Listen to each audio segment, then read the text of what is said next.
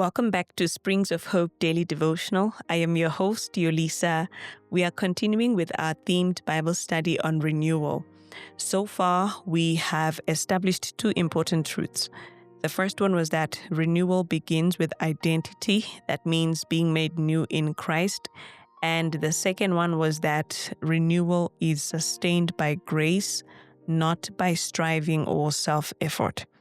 So, today we're going deeper into something that many believers talk about, but very few actually experience it in a transforming way. So today we're talking about God's love. This is not love as a slogan, not God's love as something we agree with theologically, but God's love as a restoring force that heals the inner life.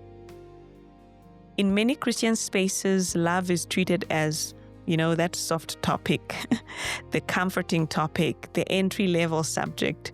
People assume that once you are mature, you move on from love to deeper things.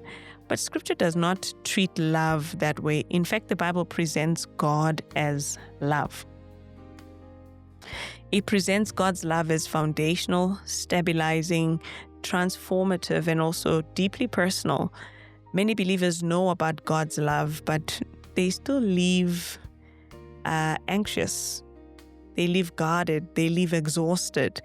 And that tells us something important, that information about love does not automatically produce restoration. So today we are asking a deeper question. What does God's love actually do in the life of a believer? Let's read our primary scripture found in the book of Zephaniah, chapter 3, verse 17. The Lord, your God, in your midst, the mighty one, will save. He will rejoice over you with gladness. He will quiet you with his love. He will rejoice over you with singing.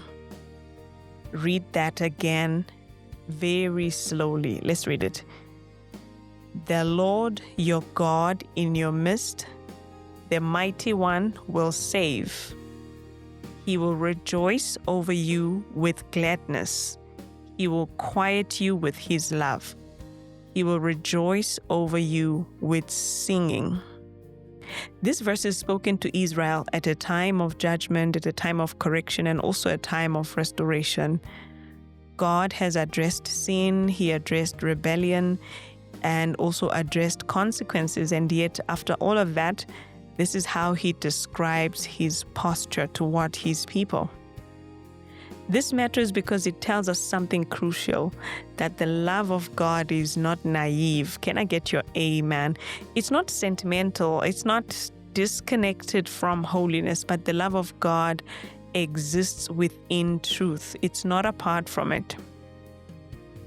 So the verse begins with presence. The Lord your God in your midst.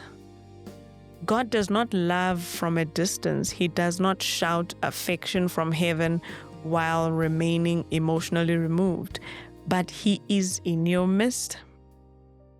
And this speaks to proximity, the nearness of God, the involvement of God in our lives. Many believers struggle not because God is absent, but because they assume the distance. They assume God is far. They assume the distance, whereas God promised nearness, proximity. So restoration begins when you stop relating to God as far away. And I just want to ask this question, where is God? Where is God?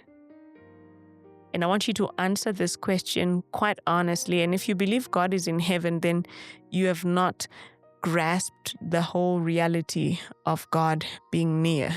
But if you say God is in me, then you understand he is always with you. He is near. He's not far. Praise Jesus. So this part of the verse unsettles a lot of people. It says, he will rejoice over you with gladness. Rejoice means delight. Gladness means pleasure. This challenges the image that many believers carry of God. Many believers think God is always disappointed, always correcting, and he's never pleased. Yes, God does discipline us and He also instructs us, but the discipline does not cancel delight. If a believer cannot imagine God rejoicing over them, something in their inner understanding of love has been damaged. And damaged love will always produce obedience that is fear-driven or fear-based.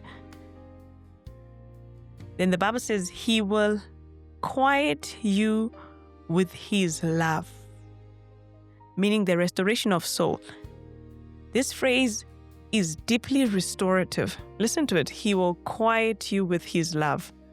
This speaks to anxious thoughts, inner noise, the striving, the fear, and even the self-condemnation.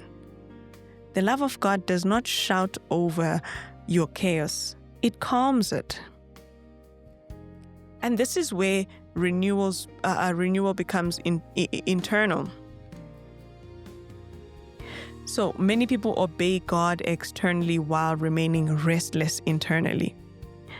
But the love of God is meant to quiet the inner life. This is soul restoration. This is soul restoration. So, many believers struggle to receive the love of God because they have this performance-based faith. They have a fear of disappointing God. They have shame from their past failures, and they also have distorted authority figures. And these cause believers to serve God without resting in Him. And love that is not received cannot restore. Praise Jesus. Now, when the love of God is received, prayer becomes safer. Repentance becomes relational. Obedience becomes joyful. Renewal becomes sustainable. You stop relating to God as a judge, and a judge that you must always impress, but you start relating to Him as a Father who delights in you. And I want you to consider these questions and consider them deeply. I want you to take a moment and just slowly reflect.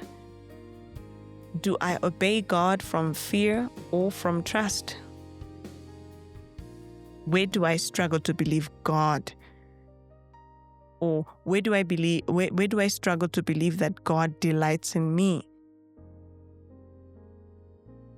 And what would change if I allowed God's love to quiet my inner life? I want you to sit with these questions gently.